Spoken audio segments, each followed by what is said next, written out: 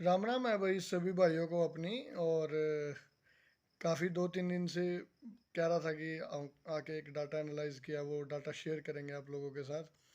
तो एक data analyse किया भाई, साइट से भी कुछ ऑनलाइन साइट से डाटा कलेक्ट किया है, कुछ व्हाट्सएप से, और कुछ भाई अपनी भी डाटा शेयर करते रहे हैं। तो आज बात एक कट ऑफ के बारे में करेंगे जो फाइनल रह सकते हैं। दूसरी बात करेंगे पीएसटी पीएमटी कब तक होगा, और क्या पीएसटी पीएमटी एक साथ होगा या नहीं। तो इस बारे में बात करेंगे। और दूसरा, ट्रैक पे क्या कुछ, कहाँ तक अभी रिपोर्ट पहुंची है, कब तक वो हो सकता है, और कितना कंपटीशन किस कैटेगरी में है, ये सब एनालाइज किया। तो उसके लिए मुझे कैमरा बैक साइड करना पड़ेगा थोड़ा सा। तो मैं दिखाता हूँ आप लोगों को भाई। बाकी देखो, ना मैं कोई टीचर हूँ ना मैं कोई एनालाइज करता हूँ, आप सबकी अपनी अपनी परसेप्शन है। तो कुछ डाटा जैसे आप लोगों के पास आता रहा, कुछ मेरे पास भी आता रहा, लेकिन सबका एनालाइज करने का तरीका अलग है। तो एक बार आप लोग देख लेना भाई अपना, फिर मैं आप लोगों को बताता हूँ। तो चलो ठीक है भाई, कैमरा बैक साइड करते हैं एक बार। तो ये है भाई वो जो डाटा एनालाइज किया गया था। अ, एक 30 तारीख को चेयरमैन साहब ने ये बोला था कि 3 लाख के करीब फॉर्म भरे गए थे। उसके बाद 31 तारीख को भी यदि हम एक डाटा एक एवरेज के हिसाब से लें तो लगभग 10,000 के लमसम वो डाटा रेशो निकलती है भाई।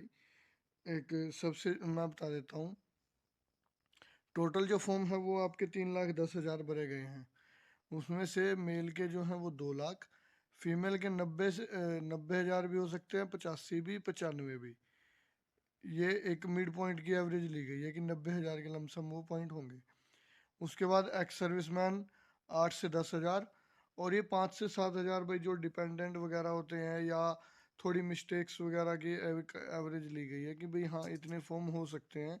कि कुछ काउंटिंग ऐसी भी होगी जिन्होंने 2 बार फॉर्म भरने की कोशिश की होगी, लेकिन सीटी को देखते हुए वो जो पुराना ओल्ड कार्ड है वो एक ही बार फॉर्म होगा। फिर भी 5 से 7,000 कुछ ऐसा डाटा होगा कि जैसे डिपेंडेंट का हो गया या अदर कैटेगरीज का हो गया।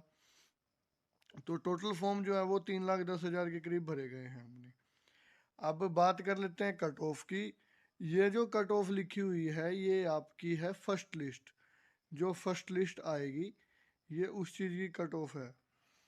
जो सेकंड लिस्ट आएगी वो इससे डाउन में ही आएगी, अपर साइड नहीं जाएगी। और इस बार पीएसटी की लिस्ट, पीएसटी के लिए लिस्ट वैसे तो लास्ट टाइम क्या हुआ था 2022 में भी 2024 में भी, उसमें जनरल की लिस्ट डाउन थी, बीसीबी की लिस्ट ऊपर थी। तो थोड़ी सी पॉलिसी को देखते हुए या कोर्ट को देखते हुए जो पॉलिसी फॉलो की जाएगी उसमें जनरल की लिस्ट इस बार ऊपर जाने वाली है। तो जनरल की लिस्ट जाएगी 55 to 57। कोई एक आधा नंबर ऊपर नीचे हो सकता है, ज़्यादा डिफरेंस नहीं आएगा।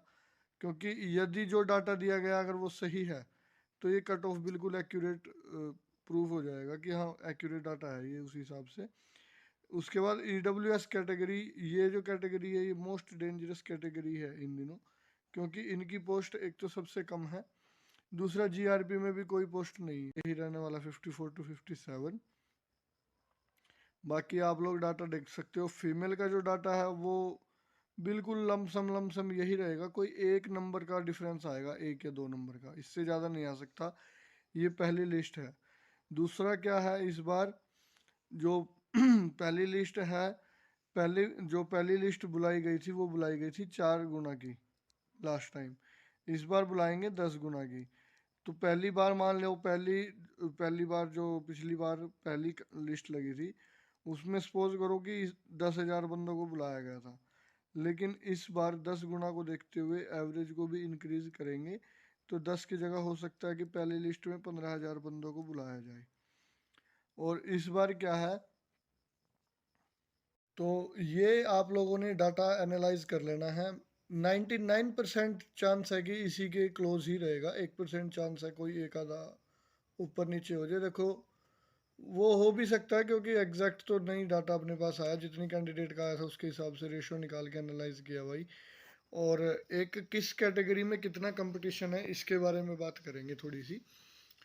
मैं एक छोटी सी बात कहना चाहूँगा आप लोगों को कि जब 1 तारीख को, 1 जनवरी 2026 को हरियाणा पुलिस के फॉर्म निकले थे तो उसमें एक चीज़ एनालाइज करनी है हमको कि मान लीजिए यदि मैं जनरल कैटेगरी में हूँ और मेरी एज 26 हो गई है, यानी 1 तारीख तक एज रिलैक्सेशन नहीं मिला था, 1 तारीख को मैं 26 ईयर्स का हूँ और जनरल कैटेगरी में हूँ, और 2024 में भी कोई एग्ज़ाम या फॉर्म नहीं भरा हुआ। तो उस टाइम पे क्या होती है, उस टाइम सोच क्या थी कि EWS का सर्टिफिकेट बनवा लें। अब EWS का सर्टिफिकेट बनवा लिया, लेकिन 19 तारीख को क्या, 21 तारीख को क्या होता है कि एज रिलैक्सेशन मिल गया और तारीख भी आगे एक्सटेंड हो गई 31 तारीख तक। तो उसमें मुझे ये लगना चाहिए कि EWS की क्वांटिटी, पोस्ट्स की जो क्वांटिटी है वो काफ़ी कम है, काफ़ी कम पोस्ट है, और जनरल की एज 28 हो चुकी है, यानी कि मैं 26 का होते हुए भी एलिजिबल हूँ। तो मैं फाइट करूँगा जनरल कैटेगरी में। और ऐसे भी कई बच्चे, मतलब अपने भाई बंधु हैं वो भी जो तैयारी कर रहे हैं, उन्होंने ऐसा किया है, जिसकी वजह से EWS में कंपटीशन नाम के बराबर थोड़ा सा कम होगा, थोड़ा सा, लेकिन पोस्टें जिस हिसाब से कम है उसको देखते हुए तो कंपटीशन है ही। दूसरी एक बात और बोलूँगा मैं कि उन्होंने फॉर्म तो चेंज कर दिया, लेकिन जो CET का फॉर्म भरा था उसमें क्या कैटेगरी भरी थी वही कैटेगरी वो पिक करेगा। अब ये कैसे होगा डिसाइड, ये तो जो आपने CET का फॉर्म भरा हुआ है वहाँ से आपको पता चलेगा कि आप किस कैटेगरी में फाइट कर रहे हो। तो सबसे ज़्यादा जो कंपटीशन रहने वाला है वो रहेगा EWS कैटेगरी में। उसके बाद जनरल में तो ऑलमोस्ट रहता ही है, जनरल कोई कैटेगरी नहीं है, जनरल की एक खासियत होती है, UR लिखा होता है, अनरिजर्व। उसका मतलब सिर्फ ये है कि अगर आप में योग्यता है तो आप आ जाओ, और नहीं है तो आप रिजर्वेशन में जाओ।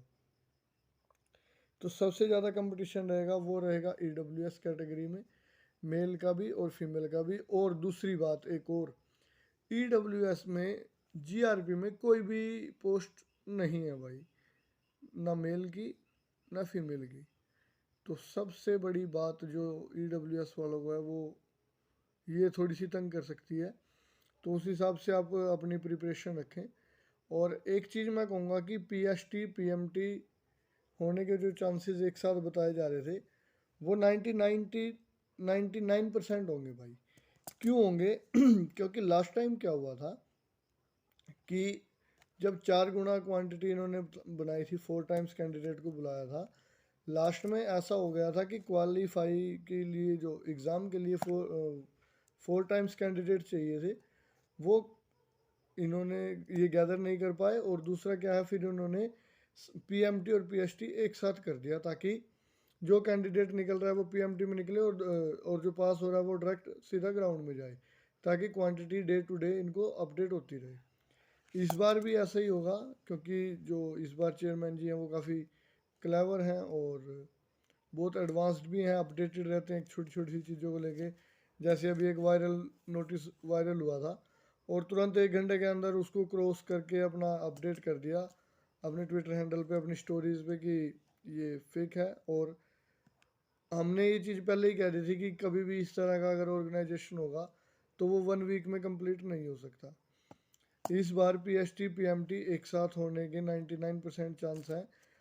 अगर अगर अगर अलग भी हुआ तो सिर्फ इस तरीके से अलग हो सकता है वो कि सपोज कीजिए यदि आपका PMT 15 मार्च का है तो आपको डेट दे दी जाएगी कि आपको 22 तारीख को PST के लिए आना है।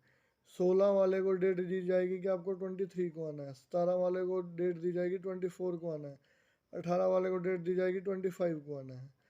या तो इस तरीके से होगा, या फिर अगर काफ़ी फास्ट तरीके से एक्टिविटी होती हुई तो सिर्फ वही होगा कि आप अपनी मेज़रमेंट टेस्ट कराओ और सीधा आप ट्रैक पे निकलो, वहाँ से आप रनिंग कंप्लीट करो। 2 पैरों में चिप बांध दी जाएगी, दोनों पैरों में। तो वो इसलिए बांधेंगे ताकि एक ख़राब हो तो दूसरी में टाइमिंग आ जाए आपकी। और वो जो डिजिटल चिप्स ये बांधते हैं ये लोग, वो माइक्रो सेकंड के हिसाब से अपनी सेकंड काउंट करती है। यानी आप ये लगा लीजिए कि 11 मिनट 59 सेकंड और 1 माइक्रो सेकंड भी ऊपर हो गया तो आप फिजिकल से बाहर हो जाओगे। तो थोड़ी सी प्रिपरेशन अपनी रखें भाई। कुछ भाई हम भी हैं उस कैटेगरी में कि चोट खाई थी, ठीक हो गए हैं, रिकवरी हो चुकी है, दोबारा फिर अभ्यास कर रहे हैं। काम बने ना बने वो परमात्मा को पता है, किस्मत को पता है, हम तो तैयारी करने वालों में हैं। और एक छोटी सी और रिक्वेस्ट करूँगा, कुछ भाई ना यदि इन्फॉर्मेशन किसी को दे दी जाए ना तो वो नीचे आके कमेंटबाजी कर देते हैं उल्टी सीधी कि तू अपना काम कर ले भाई, पढ़ने दे सबको या ना पढ़ने दे। भाई अगर तू इतना पढ़ने वाला है तो तू यूट्यूब पे क्या कर रहा है भाई? तुम जाके अपना पढ़ लो, पता नहीं क्या तकलीफ है। और मुझे ऐसे व्यू की कोई ज़रूरत भी नहीं है कि तू अपना टाइम निकाल के यहाँ आए, और तेरी इतनी औकात भी नहीं है कि इस प्लेटफॉर्म पे आके तेरा नाम लेके तेरी पब्लिसिटी करूँ मैं। ग्रुप डी वेटिंग वाले के नीचे तुच्छ पुरानी ने थोड़ा सा कमेंट कर रखा है, उसको थोड़ी सी इज्जत दे दो आप लोग भी। तो देख लेते हैं भाई क्या कुछ है उसमें, क्या नहीं है। क्योंकि कुछ लोग जब अकल बट रही थी तो छन्नी लेके खड़े थे आगे, और उसमें काफ़ी सारे छेद हो गए थे। अब इनको ये नहीं पता उस छेद से किस में से हगना और किससे खाना। तो इस तरीके के व्यक्ति को मैं ना कोई वैल्यू देता हूँ, और ना मेरे पास भाई कमेंटबाजी करें, और ना मुझे ऐसे व्यूअर और सब्सक्राइबर की ज़रूरत है। जिस व्यक्ति को इन्फॉर्मेशन अच्छी लगती है, ऑल दी बेस्ट। नहीं लगती तो भाई आप अपना टाइम वेस्ट ना करें, आप अपनी स्टडी कंटिन्यू कर लें। किसी भाई को इन्फॉर्मेशन थोड़ी सी अच्छी लगे तो ठीक है। और यदि कोई भी, एक और चीज़ मैं छोटी सी बोलूँगा कि भाई मैं भी तैयारी करने वालों में ही हूँ। पर्सनल कॉल या मैसेज का जवाब नहीं दे सकते, तो कृपया करके आप सिर्फ व्हाट्सअप मैसेज करें, और व्हाट्सअप मैसेज के रिप्लाई का ही वेट करें। क्योंकि कई भाई, अगर आप बुरा भी लगता है तो मैं थोड़ी सी एक बात कहूँगा कि बुरा बेशक